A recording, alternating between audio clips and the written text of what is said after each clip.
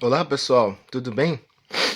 Tô eu aqui, fim de temporada, última semana de trabalho, mas estou eu aqui novamente pro nosso chá com um trecho. Hoje a gente vai falar de Tchaikovsky e do primeiro movimento da Quarta Sinfonia. Bom, como vocês podem pensar ou imaginar, eu não sei russo e alguns nomes e acentuações talvez sejam completamente falsos, porém é a vida. Bom, Piotr Ilyich Tchaikovsky ou Tchaikovsky, igual eu escutei em alguns documentários.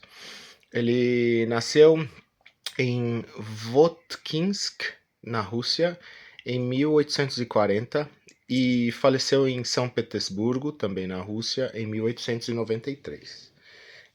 O primeiro vídeo eu falei que não ia passar as datas assim do Benjamin Britten, porém achei que faltou um pouco esse detalhe, né? Essas informações também para fazer a contextualização histórica. Ele é um dos mais importantes compositores românticos tardios e ele foi o primeiro compositor russo a ter alcançado fama internacional duradoura. Desde cedo ele demonstrou talento para a música, mas acabou se tornando funcionário público, né? Queria ter uma vida estável, ou a família também impressionava um pouco por isso. Isso a gente conhece bem, até hoje. Aos 21 anos, ele chutou o balde, ele largou o emprego e entrou no novíssimo Conservatório de São Petersburgo. E lá ele estudou com o grande pianista e compositor Anton Rubinstein, né? E depois desse período com Rubinstein, ele acabou se tornando professor no Conservatório de Moscou, onde a partir daí ele começa a desenvolver a sua própria linguagem, fundindo elementos da música ocidental com temas russos, né?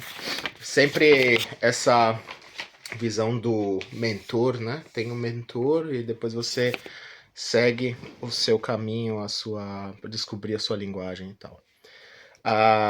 O seu catálogo de obras, por assim dizer, inclui seis sinfonias, sete, se a gente contar com a Manfred, várias óperas, sendo as mais conhecidas Evgeny Onegin, a Dama de Espadas, por exemplo. Essa eu não conheço.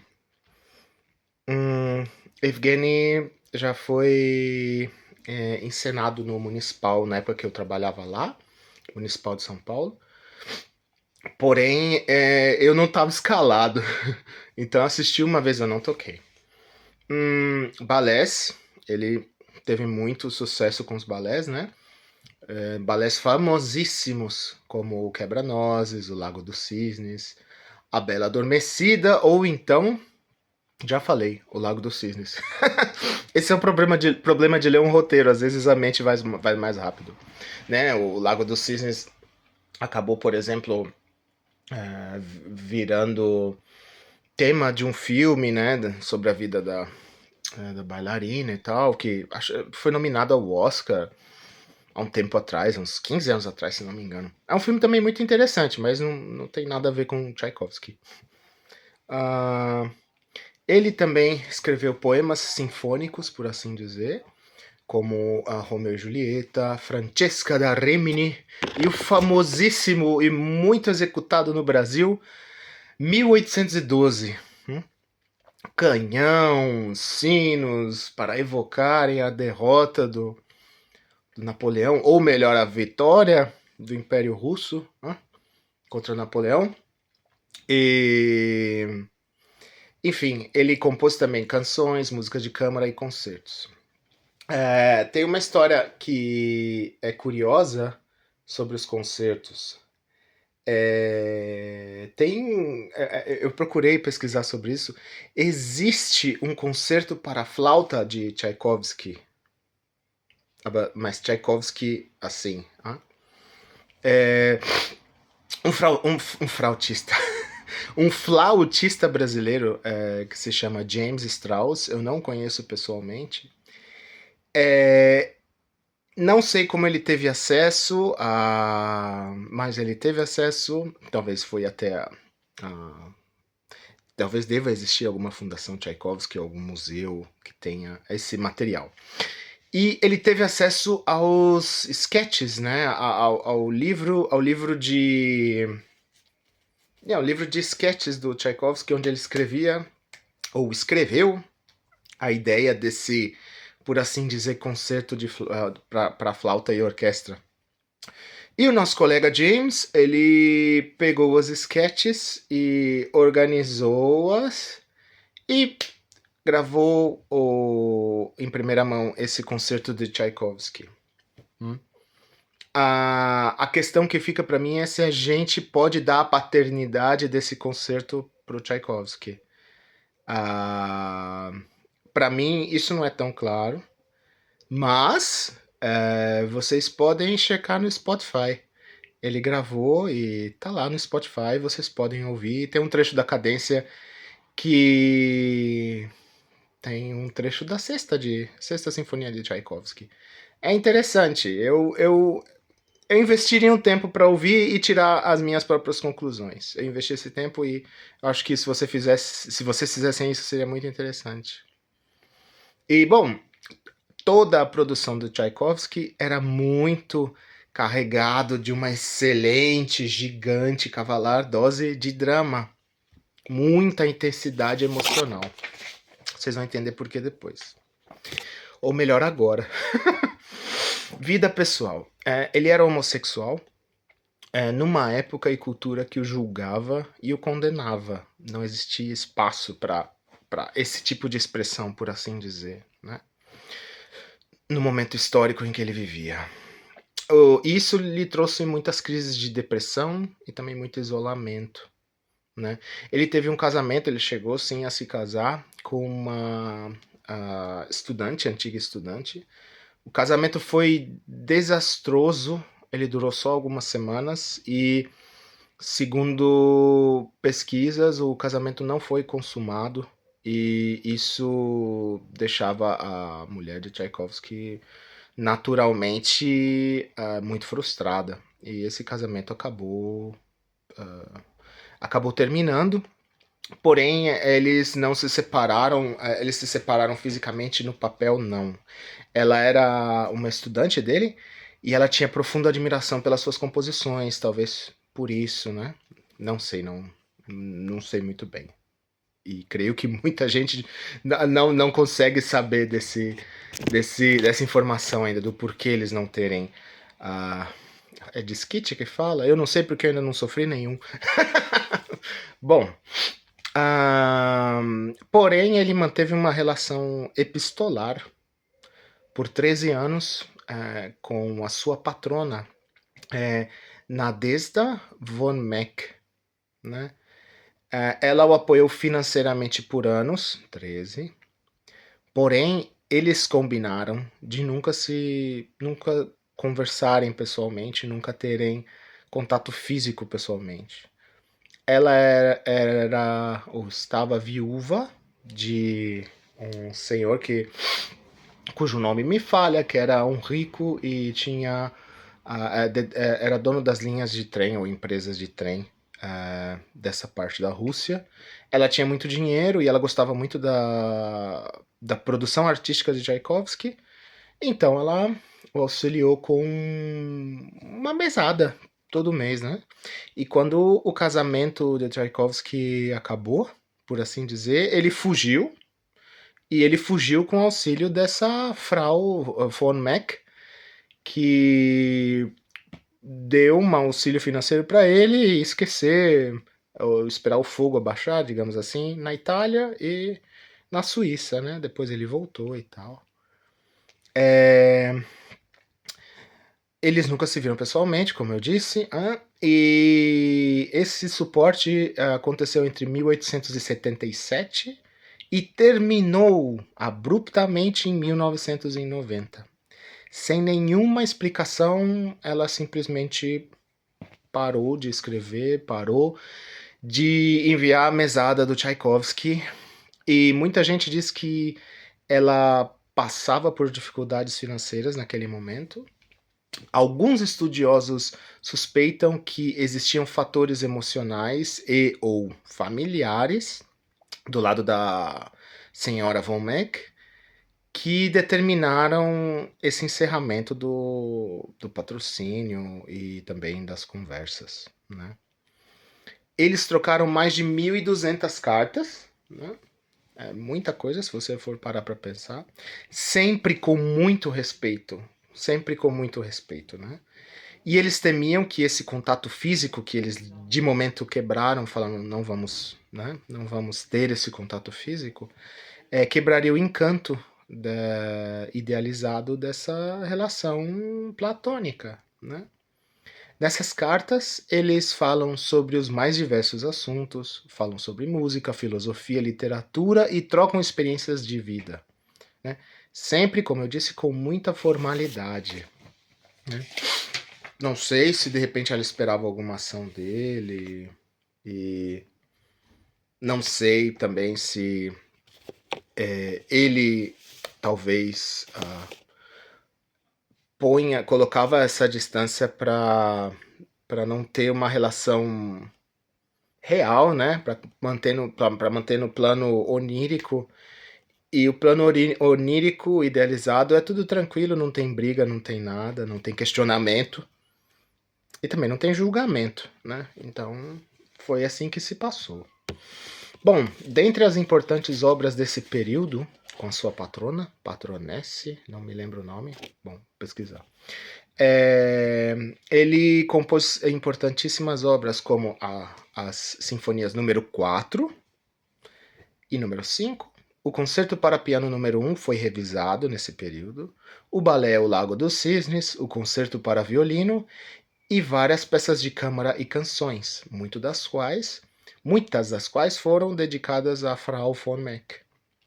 Ontem eu assisti um documentário, tá no YouTube, que fala que conta um pouco desse aspecto da vida social de Tchaikovsky, que era muito complicado para ele ser homossexual na Rússia, a Rússia não permitia, e ele também se sentia um pouco, como é que é a palavra?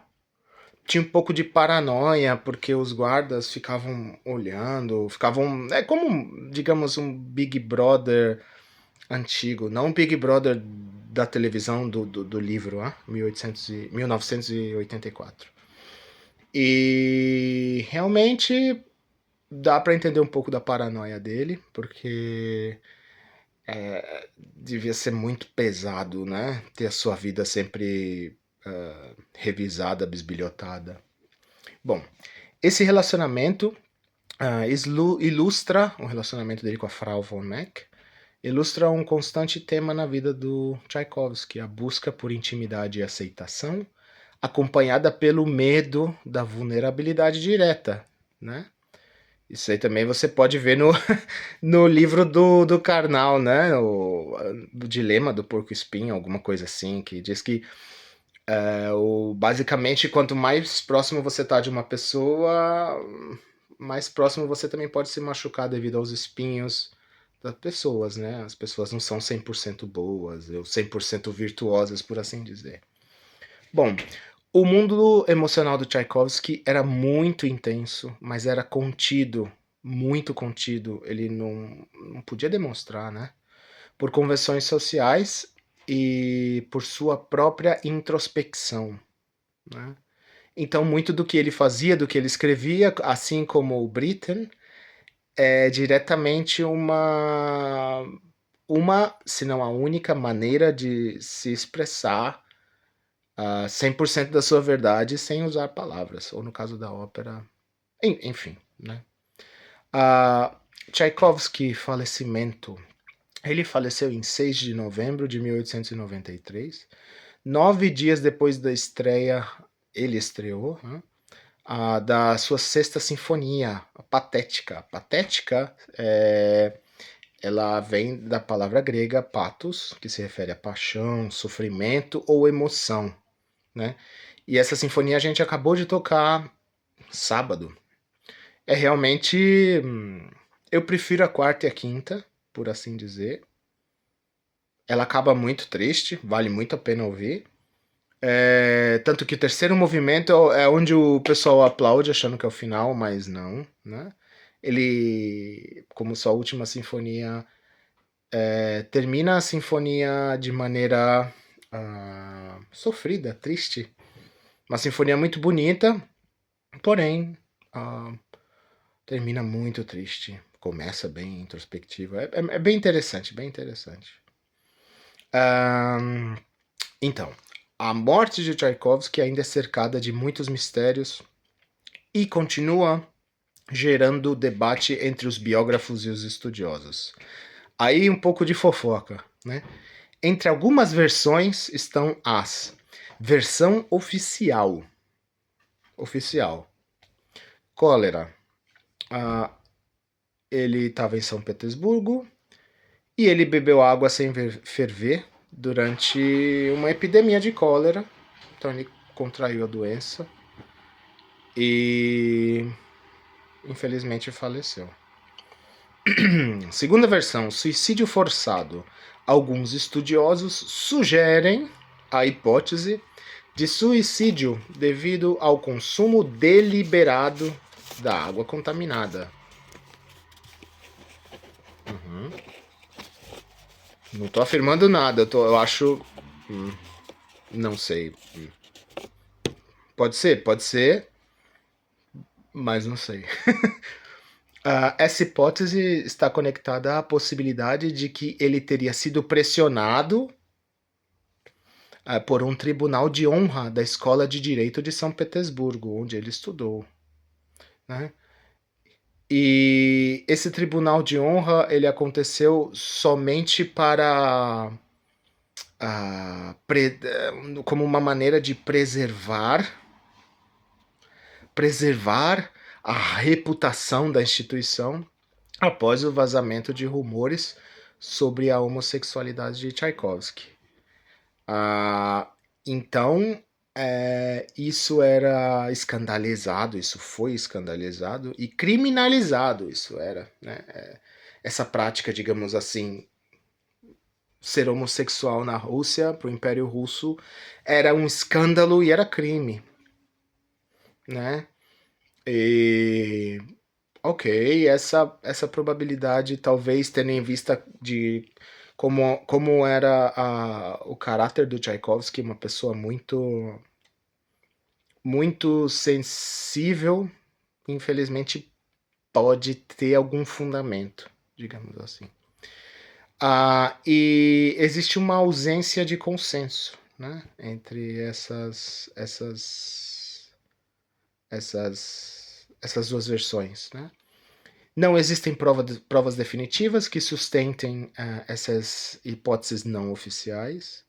No entanto, a rapidez com que se deu a sua cremação, a falta de registros médicos detalhados e relatos contraditórios reforçam as teorias paralelas. No sentido da rapidez, talvez a falta de rapidez, porque ele morreu numa epidemia e existem, como é que pode dizer?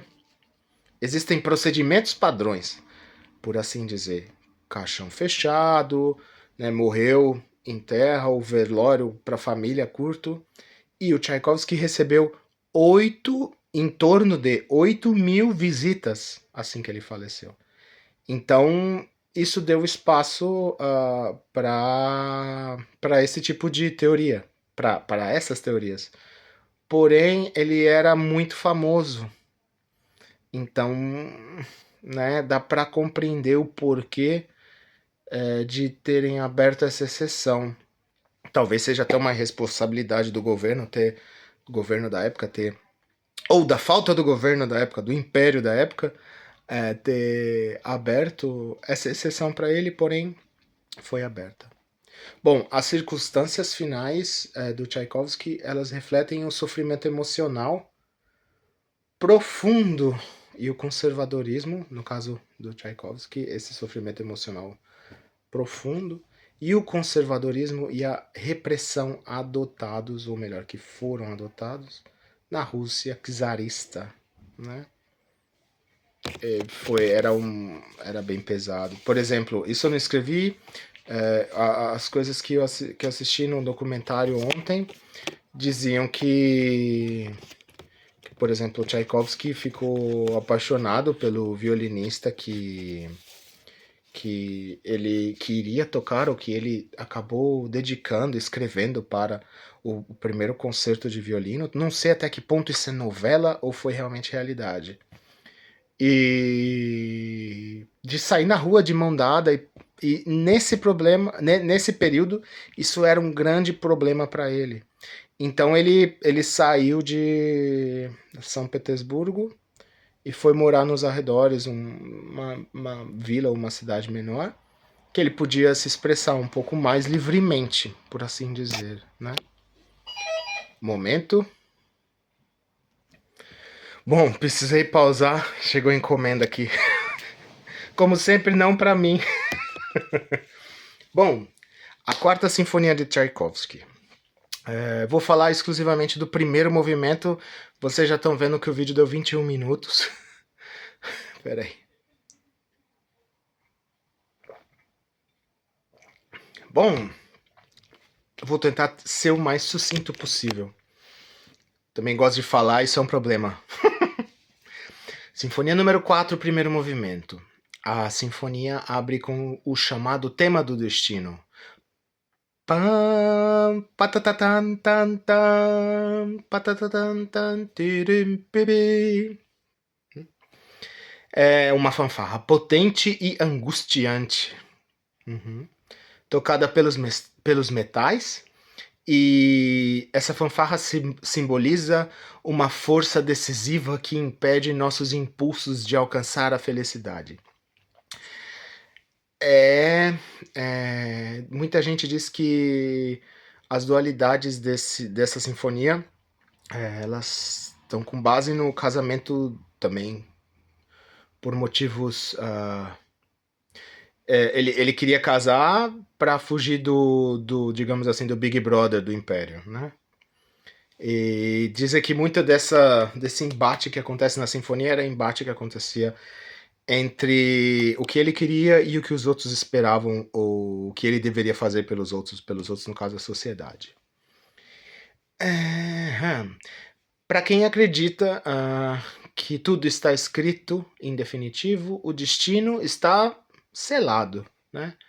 Essa frase é a mais romântica desculpa que existe, né? Para você, de repente, culpar circunstâncias, digamos assim, né? Mas era como eu posso dizer, hoje a gente vive um outro momento histórico, né? E naquela época o momento histórico era muito mais complicado, né? Você simplesmente não poder se expressar, né? Da maneira que você é, né? E fiz até um paralelo engraçado, espero que seja engraçado, né? Por exemplo, o Cristiano Ronaldo. O Cristiano Ronaldo, ele não. Muitos dizem que ele não era talentoso no começo, né? E depois de focar no que ele queria, focar no traçar o seu destino, correr atrás, pagar os preços por isso também, né? Ele se torna uma referência na sua área de trabalho, digamos assim, né? Então é uma coisa sempre para pensar, mas era um pensamento recorrente da época. Hoje um pouco menos, né? Bom, a fanfarra do destino, ela baterá a porta mais 4 vezes. Eu escrevi aqui 2 a primeira vez, mas depois eu ouvi e não, são 4. A última vez que a fanfarra bate na porta é no fim do movimento, né? Ela bate como uma ideia de que o ser, a pessoa, não consegue escapar desse destino, né? E ainda falando dessa fanfarra, ela é apresentada em Fá menor e em comparação ao segundo tema é mais tensa, bem mais tensa, e ritmicamente mais enérgica. Pam, patatatam, tam, tam. e depois as tercinas de novo. Ta ta ta ta ta tan tan tan tan pa pa. Bom, o tema que se segue, se não me engano, é o segundo tema. Ele se segue como uma canção de amor, no caso de tristeza, ainda com resquícios rítmicos. Primeiro ou segundo tema? Isso aí eu preciso dar uma olhada de novo, ó. Tá vendo? A gente faz o resumo, mas mesmo assim escreve errado. Com os resquícios rítmicos, né? Yatadam, tatatam, creio que é o primeiro. Yatadam, tatatam. E ele apresenta as alterações agógicas, né? Vem pam, no tempo de pam, param, param, né? Que tem no nosso trecho de menos de 1 minuto, uns 40 segundos, não me lembro. Ele sempre faz essa ênfase na parte fraca do tempo, né? Se você, por exemplo, tem um 9/8, ele dá ênfase na segunda colcheia, que é a parte fraca, por assim dizer, do tempo. Para falar um pouquinho de harmonia,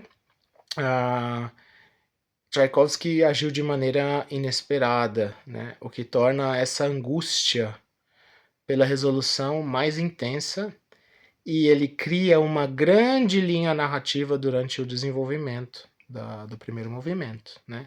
Tchaikovsky se utiliza de uma ambiguidade tonal durante o desenvolvimento e a coda, né? Uma espécie de metáfora musical para o seu conflito interno, né? Ele vai para regiões não tão usuais para a época, digamos assim, né? Ele modula para tonalidades não tão usuais, tão parentescas, por assim dizer, né? Onde estava? O desenvolvimento se dá como uma valsa com um tom de saudosismo e vai crescendo em volume, em dinâmica e andamento, com adição de hemíolas até a estabilização do pulso, onde a orquestra se encontra em uma espécie de acordo, por assim dizer, entre os conflitos, até que a fanfarra do destino aparece novamente e aí é retomado um novo desenvolvimento. Aí é iniciado um novo desenvolvimento. Para mim é o mais sofrido, né? E quando ele começa a parir, quando tem no meio, quando ele tem uma outra palestra do Bernstein que eu assisti, que tem uma hora que as cordas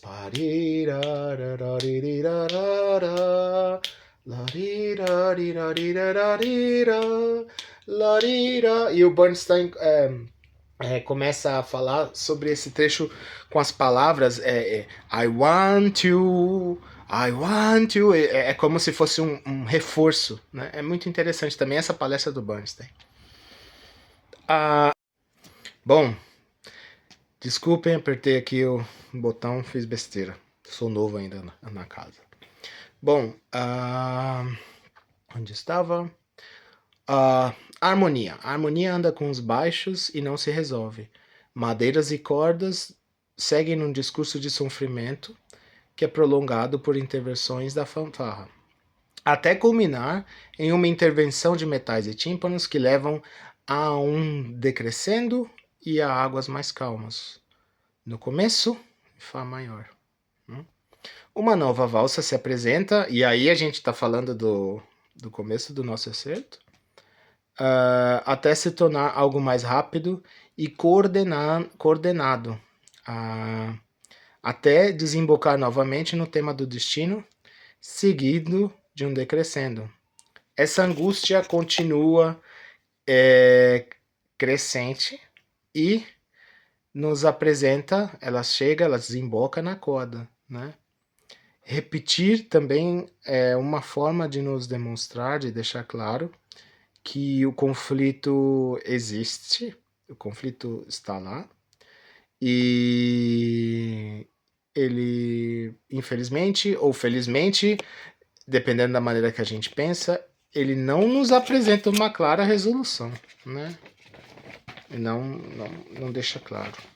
Bom, porém, O primeiro movimento acaba de maneira forte. Yam pam pam pam pam pam ya ta ta ta ta ta ta ta ta ta ta ta ta ta ta pam pam pam pam pam pam. Fechou. Esse é o primeiro movimento, né? O que eu posso falar do primeiro movimento na seção estrutural é que tem a introdução, que é o motivo, a fanfarra do destino. Exposição 1, tema cantado, agitado em Fá menor. Exposição 2, tema mais calmo, em tonalidades estranhas, foi o que eu falei para vocês. Desenvolvimento, conflito entre os temas. Crescimento da tensão, recapitulação, reintrodução dos temas. Sem resolução, coda, resumo dramático, com encerramento em Fá menor, né? Então, esse é um pouco falando sobre a vida de Tchaikovsky, uma pincelada rápida, e do primeiro movimento da quarta sinfonia de Tchaikovsky. Uma coisa que eu posso falar para vocês, e já vi acontecer com colegas, durante a minha época de estudante, a gente tinha sei lá, do alto da nossa, como eu posso dizer, inocência, algumas pessoas tinham algumas opiniões muito fortes. E, por exemplo, desse trecho,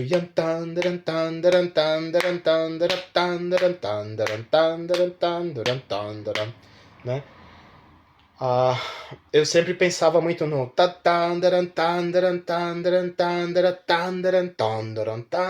o 2 como a cabeça do tempo. Eu lembro de uma discussão que a gente teve, não, mas isso não está escrito, você tem que pensar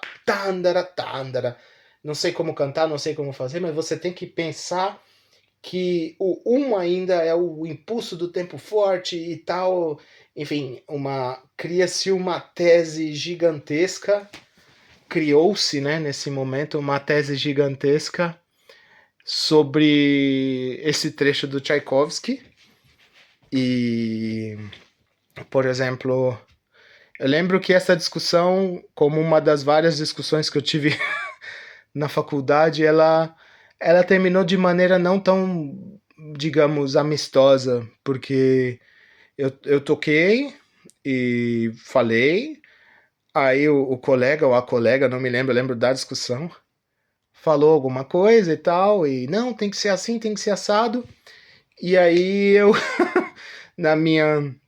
no alto dos meus 20 anos, peguei a baqueta e falei, mostra pra mim. Ups. Né? E, enfim, espero que vocês não entrem nessas discussões. E se for para entrar em discussão, que seja de repente uma discussão mais salutar do que essa. Para mim foi construtivo, porque como eu posso dizer, música é sensação, e para mim eu tive a minha sensação, eu falei o que eu precisava em questão de instinto do que eu sentia, e eu escutei alguma coisa do gênero não, tem que ser assim. Tá bom, então toca pra eu ver se existe alguma diferença aí. Pra mim não existiu diferença, né? Então, bom, chega de discussões vagas e conversas vagas. Muito obrigado. Espero que vocês possam também usufruir dessa pequena pesquisa e que vocês também se sintam como é o nome da palavra?